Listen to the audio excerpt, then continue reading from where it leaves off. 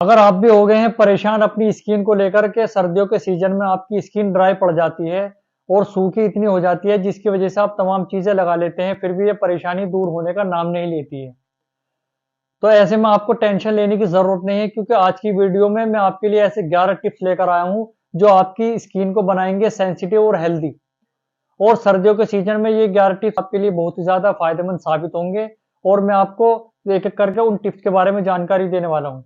लेकिन उससे पहले मैं आपको इस स्किन के बारे में एक छोटी सी जानकारी देना चाहता हूँ, फिर उसके बारे में मैं आपको नंबर वाइज उन टिप्स के बारे में जानकारी दूंगा। एक्चुअली में ये जो हमारी स्किन होती है ये हमारी प्रोटेक्टिव हाइड्रोलिपिडिक लेयर से ढकी हुई होती है जिसका लेवल 4.7 के लगभग होता है। और यही पीएच का लेवल हमें हमारी स्किन के बारे में बताता है कि हमारी स्किन कितनी हेल्दी है और कितनी अनहेल्दी है। अब यहाँ पे बहुत से ये सोच रहे होंगे सर ये जो पीएच का लेवल आपने बताया ये पीएच का मतलब क्या है? पीएच का मतलब होता है पोटेंशियल ऑफ हाइड्रोजन।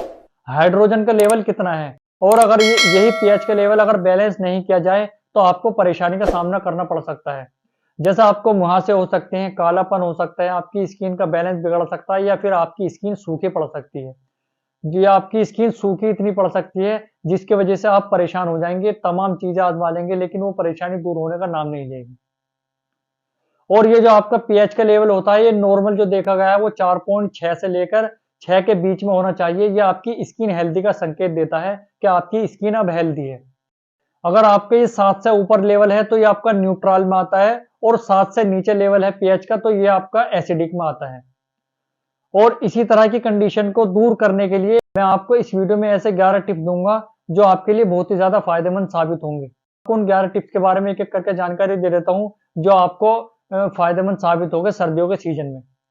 सबसे पहले नंबर पर आपको ये करना है कि आपको 1 या 2 चम्मच ग्लिसरीन लेनी है, उसके साथ में 1 चम्मच नींबू का रस लेना है। इन दोनों का मिक्सअप कर लेना है और इनको आप किसी कॉटन पैड के जरिए से आप अपनी स्किन पर लगा सकते हैं और उसको आपको कम से कम 5 से 10 मिनट तक के लिए छोड़ना है। उसके बाद आपको एक नॉर्मल पानी से इनको धो लेना है। यह आपके लिए बहुत ही ज्यादा फायदेमंद साबित होगा और आप इसको लगाने के बाद में अपनी स्किन को ड्राइनेस से नॉर्मल कर सकते हैं। आपकी स्किन पर किसी तरह का निशान नहीं रहेगा, आपकी स्किन साफ होने लगेगी। दूसरे नंबर पे यह है जो दूध होता है, जैसे दूध आप पकाते हैं और उसको दूध को उबालते हैं और उसके ऊपर की जो मलाई होती है अगर आप उसकी मलाई को अपने स्किन पे अप्लाई करते हैं तो ये आपकी स्किन को नॉर्मल करने का काम करती है, सेंसिटिव बनाए रखती है और आपकी स्किन को हेल्दी बनाने का काम करती है ये आपकी दूध की मलाई। तो आप अपनी स्किन पर दूध की मलाई को अप्लाई कर सकते हैं और इसको भी कुछ देर के लिए छोड़ सकते हैं, उसके बाद में अपने चेहरे को धो सकते हैं। तीसरे नंबर पे यह है कि एलोवेरा जेल जो होता है बहुत लोग इसका इस्तेमाल करते हैं स्किन के लिए, लेकिन आप प्योर एलोवेरा की डंडी लेनी है, उनको कट करके उसके बीच का जो एलोवेरा होता है वो एकदम ओरिजिनल एलोवेरा जेल होता है। तो उसका बीच का जेल लगाकर अपने फेस पर इसको अप्लाई करना है। उसके बाद में आप अपनी स्किन को देखिएगा कि आपकी स्किन कितनी हेल्दी लगने लगेगी और आपकी स्किन सेंसिटिव हो जाएगी, नॉर्मल हो जाएगी। तो लोग ग्लिसरीन का इस्तेमाल करते हैं लेकिन उसकी जानकारी ये नहीं हो पाती कि उनको करना किस तरीके से होता है सही।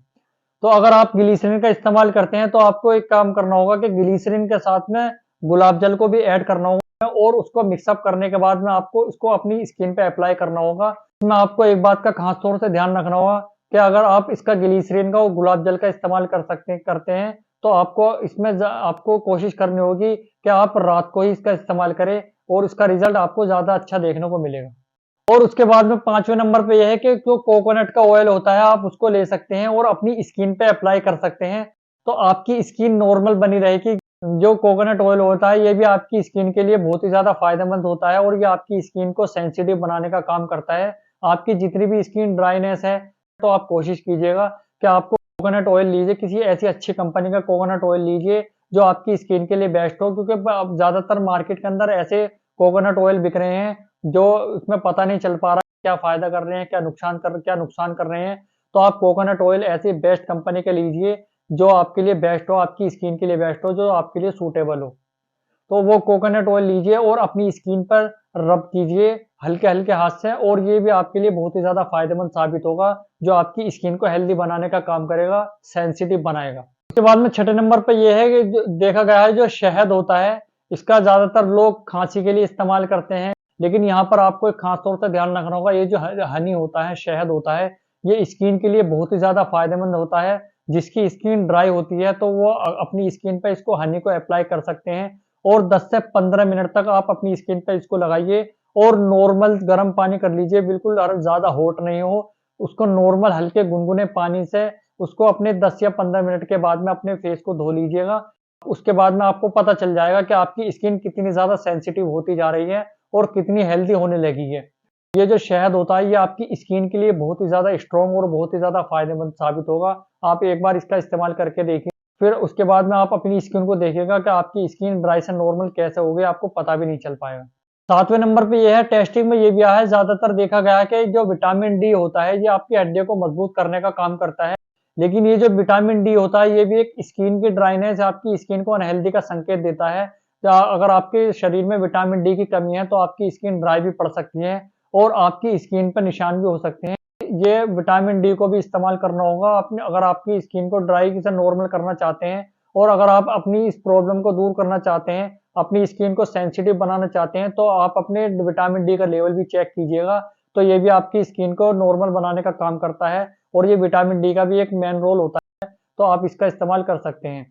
और 8वें नंबर पे ये है कि आपको किसी अच्छी कंपनी का फेस वॉश इस्तेमाल करना होगा। आपको देखना होगा कि ये फेस वॉश आपके लिए ठीक है या नहीं, क्योंकि मार्केट के अंदर फेस वॉश इतने सारे दुनिया भर की कंपनी के मार्केट में अवेलेबल हैं, वो आपको ईज़िली मिल जाएँगे। लेकिन उस फेस वॉश को इस्तेमाल करने से पहले आपको ये जानकारी करनी होगी कि वो हमारी स्किन के लिए बेस्ट है या नहीं। ऐसे होते हैं कि मार्केट में जाते हैं और फेस वॉश खरीद लाते हैं और उसका इस्तेमाल करते रहते हैं। जानकारी उनको ये नहीं हो पाती है कि ये हमारी स्किन के लिए ठीक है या नहीं है। तो याद रखिएगा कि अगर आपको किसी कंपनी का फेस वॉश इस्तेमाल करना है, जो आपके लिए सूटेबल हो, जो आपके लिए अच्छा हो, तो वही एक फेस वॉश कंटिन्यूअस इस्तेमाल कीजिए। बार-बार कोई दूसरा कंपनी का प्रोडक्ट मत इस्तेमाल कीजिए, वरना ये आपको परेशान कर सकता है। और 9वें नंबर पे ये है कि देखा गया है कि ज़्यादातर जो स्किन ड्राई पड़ जाती है, तो उसमें कभी-कभी ऐसे भी होता है कि आपका डिहाइड्रेशन की कमी भी हो जाती है, जिसकी वजह से आपकी जो स्किन सूखी पड़ जाती है। तो इसमें आपको एक काम ये करना है कि आपको ज़्यादा से ज़्यादा पानी पीना है, क्योंकि सर्दी के सीजन में देखा गया है कि पानी कम पिया जाता है। तो आपको डेली 8 से 10 गिलास को कंटिन्यूअस पीना है, अगर आपकी स्किन ड्राई है।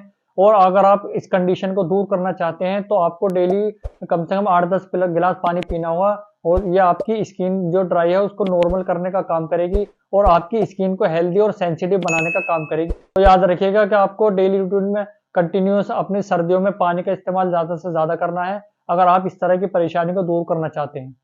और उसके बाद में आपको ये ध्यान रखना होगा कि अगर आप किसी कंपनी का मॉइस्चराइज़र यूज़ करते हैं और डेली रूटीन में आप इसका इस्तेमाल करते हैं कि आपकी ये ड्राइनेस की परेशानी दूर हो जाए, इसकी वजह से आप मॉइस्चराइज़र या इस्तेमाल करते हैं, तो कर सकते हैं, करिए।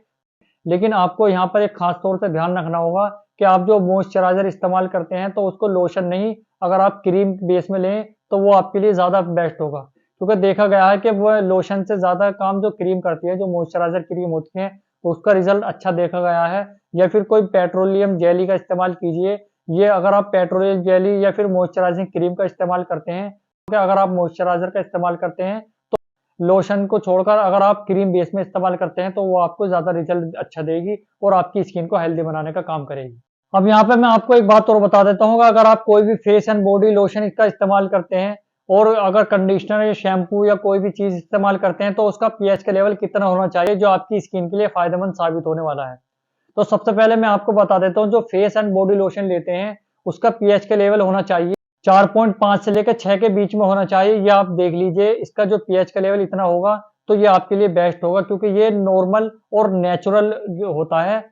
उसके बाद में अगर आप कोई बॉडी वॉश का इस्तेमाल करते हैं, जो उसमें देख लीजिएगा उसका लेवल 5.5 के बीच में होना चाहिए, जो पीएच का लेवल इतना होगा, तो ये आपके लिए बहुत ही ज़्यादा फायदेमंद साबित होगा और नुकसानदायक नहीं होगा। इसके बाद में अगर कोई शैम्पू का इस्तेमाल करते हैं, तो अगर नेचुरल शैम्पू लेते हैं, तो उसको ध्यान रखिएगा, उसका शैम्पू का लेवल भी 5.5 पीएच लेवल होना चाहिए। और इसका 5.5 लेवल पीएच का होगा, तो ये भी आपके लिए बहुत ही ज़्यादा फायदेमंद साबित होगा और किसी तरह की परेशानी का सामना आपको नहीं करना पड़ेगा। और अगर आप कोई कंडीशनर का इस्तेमाल करते हैं, कंडीशनर का जो लेवल है पीएच का, वो 3.5 से लेकर 4.5 होगा। अब यहाँ पे बहुत से लोग ये सोच रहे होंगे, सर आप यहाँ पे लोशन की, मॉइस्चराइजिंग की बात बतानी थी, आपने शैम्पू का, कंडीशनर का और बॉडी वॉश का हमें बता दिया, इससे स्किन का क्या मतलब है? एक्चुअली में यहाँ पर मैं आपको एक बात और बताना चाहता हूँ, ये जो शैम्पू, कंडीशनर और बॉडी वॉश होता है, ये भी एक मेन रोल निभाता है आपकी स्किन को लेकर। क्योंकि जब आप शैम्पू लगाते हैं या फिर कंडीशनर अप्लाई करते हैं, तो उसका जो ऊपर का जो पानी होता है, लिक्विड होता है, जो झाग बन का आता है, तो वो आपकी स्किन के ऊपर आता है और वो आपकी स्किन एब्जॉर्ब कर लेती है, जिसके रीजन की वजह से ये परेशानी हो सकती है और आपकी स्किन ड्राइनेस हो सकती है, मुहासे हो सकते हैं या फिर कालापन हो सकता है। इसी रीजन की वजह से मैंने आपको शैम्पू, बॉडी वॉश और कंडीशनर के पीएच लेवल के बारे में जानकारी दी है कि आपको इतना लेवल होना चाहिए, ये आपके लिए बेस्ट है और ये नॉर्मल है। अगर आपको पीएच का लेवल ये इतना इस्तेमाल अगर आप पीएच का लेवल ये देखकर लेते हैं, तो आपके लिए बहुत ही ज़्यादा फ़ायदेमंद साबित होगा। वैसे तो मार्केट के अंदर दुनिया भर के शैम्पू, कंडीशनर, बॉडी वॉश आते हैं, सब लगाते हैं, लेकिन पता किसी को ये नहीं है कि इसका पीएच का लेवल कितना है, कितना होना चाहिए और वो धड़ाके से इस्तेमाल करते हैं। फिर परेशानी का सामना करना पड़ता है, उसके बाद में वो प्लेटफ़ॉर्म पर अलग-अलग देखते हैं। कोई गूगल पर सर्च करता है कि इसको परेशानी को कैसे दूर करें, कोई यूट्यूब चैनल पर देखता है या कोई डॉक्टर के चक्कर काटता है। ये मैंने आपको ऐसे काम की जानकारी दी है, जो आपके लिए बहुत ही ज़्यादा फ़ायदेमंद साबित होगी। और अगर आप किसी तरह का हमसे टॉपिक बनवाना चाहते हैं या किसी तरह का हमसे नॉलेज चाहते हैं, तो अगर आप इंस्टाग्राम चलाते हैं, तो हम इंस्टाग्राम पर भी अवेलेबल हैं। हमें वहाँ पर ऑफ़िशियल अक्ष फार्मेसी के नाम से सर्च कीजिएगा और हमें वहाँ पर डायरेक्ट मैसेज कीजिएगा, हम आपके मैसेज का जवाब देंगे। या फिर अगर आप कोई फेसबुक चलाता है, तो हम फेसबुक पर भी अवेलेबल हैं, वहाँ पर भी हमें अक्ष फार्मेसी के नाम से सर्च कीजिएगा, हम वहाँ पर भी अवेलेबल हैं, वहाँ पर भी हम आपको मिल जाएँगे और वहाँ पर हमें डायरेक्ट मैसेज कर सकते हैं और अपने सवाल का जवाब ले सकते हैं या फिर किसी तरह का टॉपिक हमसे बनवा सकते हैं। मैं उम्मीद करता हूँ आज की ये वीडियो आपके लिए बहुत ही ज़्यादा फ़ायदेमंद साबित होगी और अगर आपको ये वीडियो पसंद आए, तो इसको वीडियो को लाइक भी कीजिएगा। अगर कोई आपका रिलेटिव हो, इस तरह की नॉलेज चाहता हो, तो उसके साथ शेयर भी कीजिएगा और या अगर आप हमारे चैनल पर नए हैं, तो चैनल को सब्सक्राइब भी कीजिएगा। मिलता हूँ मैं अपने नई वीडियो में एक और नए टॉपिक के साथ इस चैनल पर। तब तक के लिए आप अपना ख्याल रखिएगा। बहुत-बहुत धन्यवाद। Thanks for watching.